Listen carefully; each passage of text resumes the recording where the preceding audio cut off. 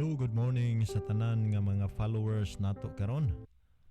I hope nga na mo karon sa inyong maayong pagpamati nining akong programa karon. Now niya na pud ko, nagkabalik na pud ko o ako ni siyang gikalipay dako nga uban tabang sa Ginoo, nakabalik dayon ta. Kagahapon naghisgot ta mahitungod sa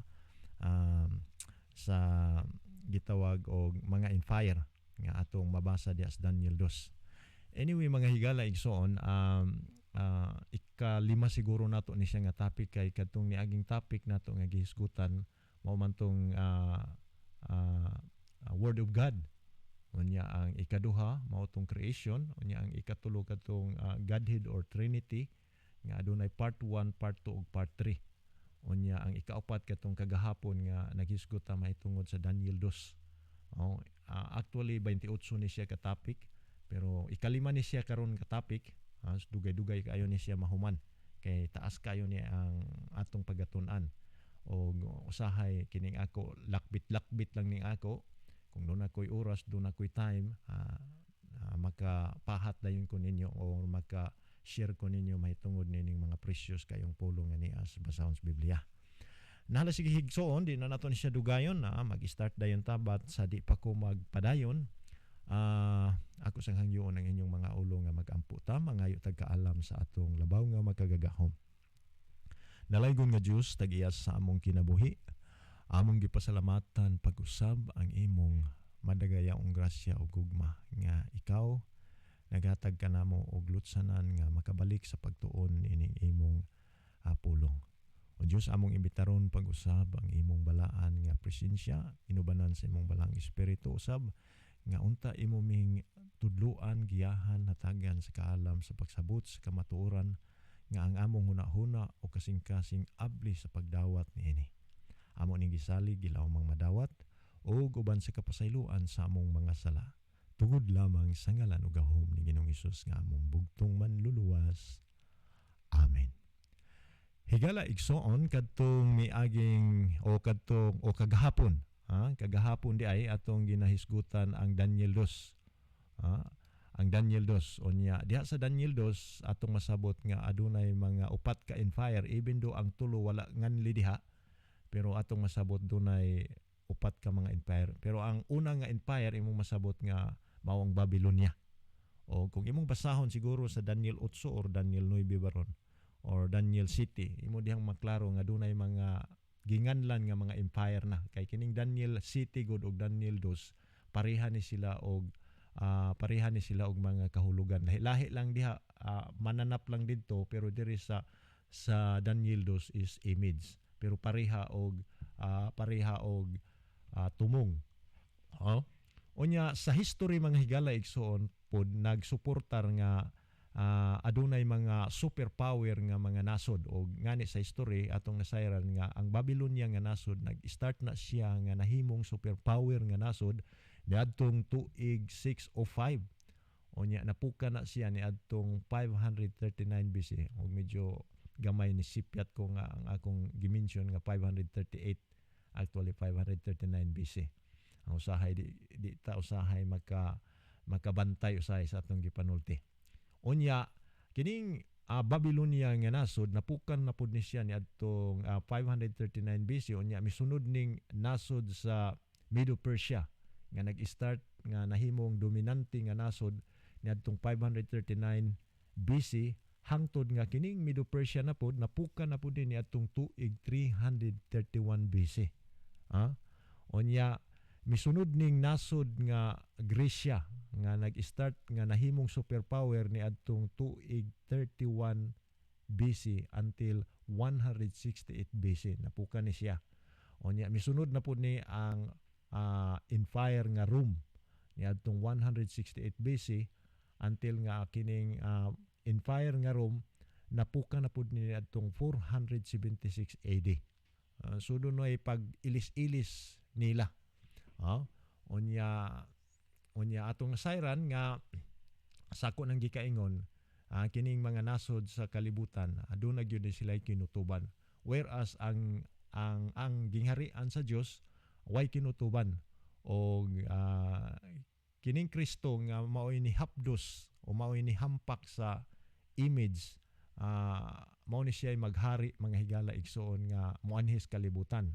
Mao na nga nining takna sa kabuntagon karon, nining kabuntagon karon atong tun-an o hisgutan o hatagan og pagtagad kining title nga nag-ingon The Second Coming of Jesus Christ.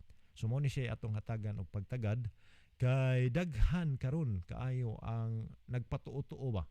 Nunay mo ingon nga si Kristo ni balik na dito sa Mexico. Kung tan-awon lamang nimo sa YouTube, daghan kaayo ang mga magpatuo-tuo nga naanay Kristo ni balik na daw kuno. Ang uban mo ingon nga dito sa dinagat ni balik na ang Kristo. Adto ta didto magpuyo kay naa diha ang gitawag kasiguruhan nga lugar.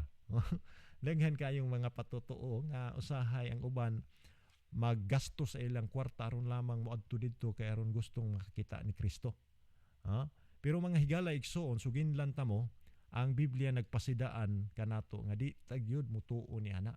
Kung atong basahon ang Mateo 24, 23, 25, kung doon na mo yung mga Bible, pwede ninyong ukbo ni siya. Ingon siya din, then if anyone says to you, look, here is the Christ, ingon siya, do not believe it. Di gyud ta mutuo ni ana. Di ta mutuo ni ana kay usana siya kapamaagi, usana siya ka taktika o deceive sa yawa nga ang tao mutuo dayon. Kay kini kong yawa mga higala igsoon, sultihan ta mo, magmaskara ni usahay, sama pa sa kahayag pod, mura pod ni Kristo ni, kay ingon ang 2 Korinto 11:13 ug 15 nga magmaskara ni siya nga samas kahayag daw kuno, samas manulunda, pero ang reality usa ni siya kayawa. Mao na nga ato ni siyang ilhon, ato ni siyang susihon nga di dayon ta magtuo, di dayon ta moingon nga adto nako ibaligyan akong mga butang kay tuad dito sa Kristo ni balik na. Di ta mo tuo dayon ana mga higala igsoon kanang mga istorya. Mo nang Biblia nag-ingon sa 1 Juan 3:18 nga di dayon ta mo tuo ang mga pulong.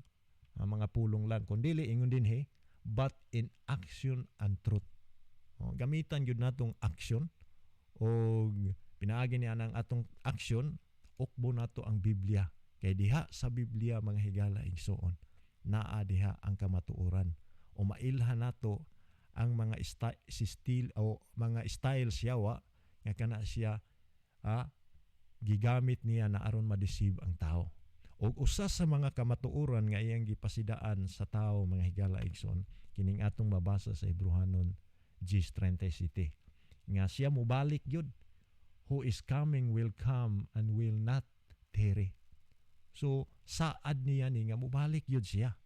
Mao na nga kung imong basahon sa Revelation 22:20, I am coming quickly, and he who testifies to these things says, surely I am coming quickly. Si Kristo nag-ingon nga mobalik yun siya, tinud-anay mobalik yun siya. Di yun ni mabakak. Pero ang pangutnana, kung ingon siya sa madaling panahon, wala manggihapon mobalik ang Ginoo. Nga itong mga lulo na nga matay na laman, kita karon hapit na punta mga tigulang. Gihapon mobalik si Kristo. Actually mga higala igsoon, doon ay reason nga nung si Kristo dugay nibalik tungod kay gustos Ginoo, sumala sa 2 Pedro 3:9 nga ang tanang tao mahilangit, ang tanang tao makahinulsol. Gihatagan tag tsansa mga higala igsoon nga unta maghinulsol ta before siya mobalik. Kay di siya gusto nga ang tao magsuffer panahon nga iya nang hukman ang kalibutan. So gusto niya nga makaambit tas kaluwasan. Mao na nga ang Mateo 25:5, ang Kristo nga mubalik sa kalibutan, malit siya sa pagbalik tungod kay gusto niya nga ang tao maghinulsol. Gusto niya nga ang tanang tao mahilangit. Mao na din ang gihisgutan sa Mateo 25:5.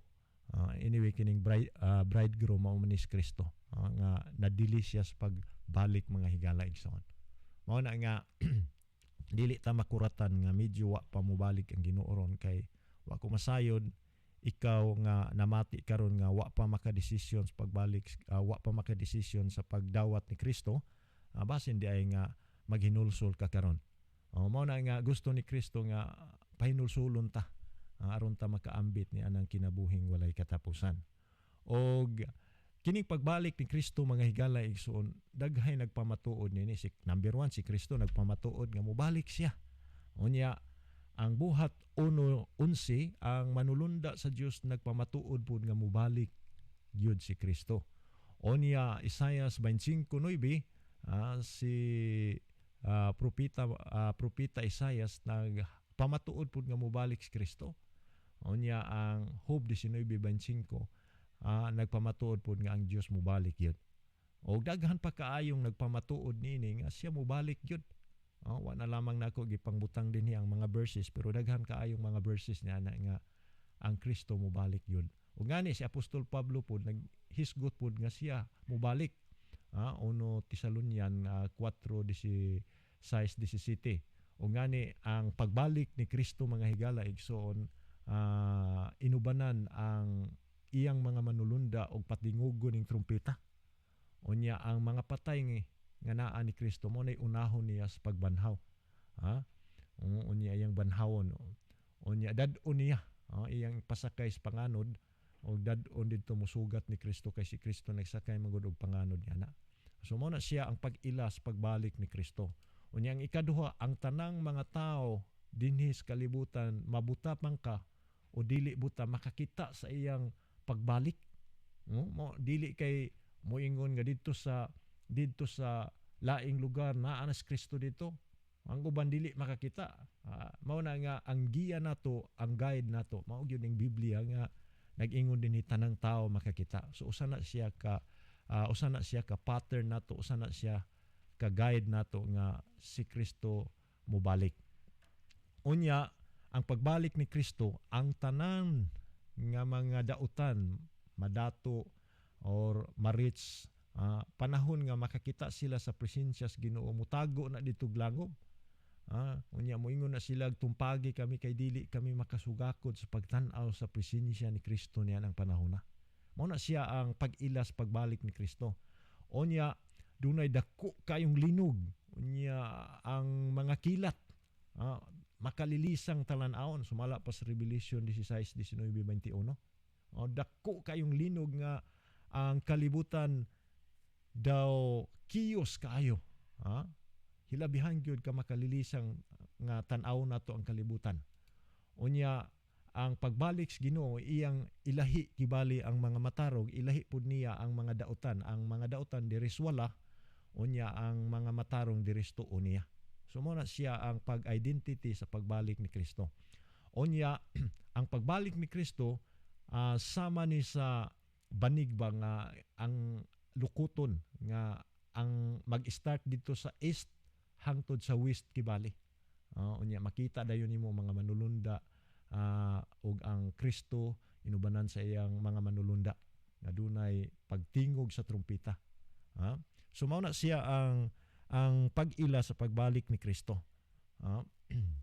Unya ikaduha, ang pagbalik ni Kristo mga higala igsoon, iyang hatagan og reward kadtong mga mataro nga tao. Iyang hatagan og reward. Mao nang mga higala igsoon, aron dili ta malingla, aron dili ta madani sa pagdisib sa yawa, kinahanglan nga atong tun-an kining pulong sa Ginoo. Unya sa panahon nga ato nang masabtan ang kamatuoran, parehan ako karon nga akong gibulgar ang pagbalik sa Ginoo. Kung imo ni siyang dawaton, kung imong hinulsulan ang dili maayo nga mga butang nga imong ginagawi karon, doon na kay tsansa mga higala igsoon nga makaambit niya ng kinabuhing walay katapusan. Mao na nga si Kristo nag-imbitar sa matag usa ka nato, naghatag og requirement o invitation nga matod pa niya nga kung atong ikumpisal, 1 Juan 1:9 nga kung atong ikumpisal ang atong mga sala, faithful siya og matarong nga maghatag og kapasayloan sa atong mga sala. Mao nay gusto ni Kristo mga higala igsoon. Mao nay handom niya nga mianhi siya sa kalibutan aron lamang sa pagluwas nato. Kay Sayang mga higala igsuon ang pagpakamatay ni Kristo dito sa Calvarius Cross. Oh, grabe niyang pag-antos. Emotionally nag-antos siya, physically nag-antos siya, mentally nag-antos siya aron laman nga kita makaambit niya ng kinabuhing walay katapusan. Mao nang mga higala igsuon, ayaw ni siya ingon nga balibari kay doon na tayo beneficiary nga madawat kung atong akseptaron ang kamatuoran nga iyang gipasabot kanato. Og sa ako nang gikaingon nga ang pag-akseptar sa kamatuoran doon ay beneficiary nga atong madawat. Og di ta malinglas yawa. O nang isip-isipa, kanunay nako ni balik-balik ninyo. Isip-isipa, timbang-timbanga kung asa ang atong prinsipyo karon. Naa ba ka sa tiilan sa Ginoo o naa ba ka sa tiilan si Yawa? Kay duha ra man gyud ni. Kang Kristo o kang sayawa. Mo nang paningkamuti nga mintras do na pay oras, mintras do na pay panahon atong isadmitar ang atong kinabuhi diha kaniya kay walay lain nga maghatag kanato og kinabuhing dayon kinirang Kristo nga nagpakamatay dinhi sa kalibutan aron ta makaambit sa kaluwasan. Na siguro higala igsuon dinhi na lamang kukutob. Hangtod na pud sa sunod natong panagkita kini ang inyong higala amigo sa kahanginan manamilit sa matag usa kanato ang Ginoong Dios magapanalangin kanato. Amen.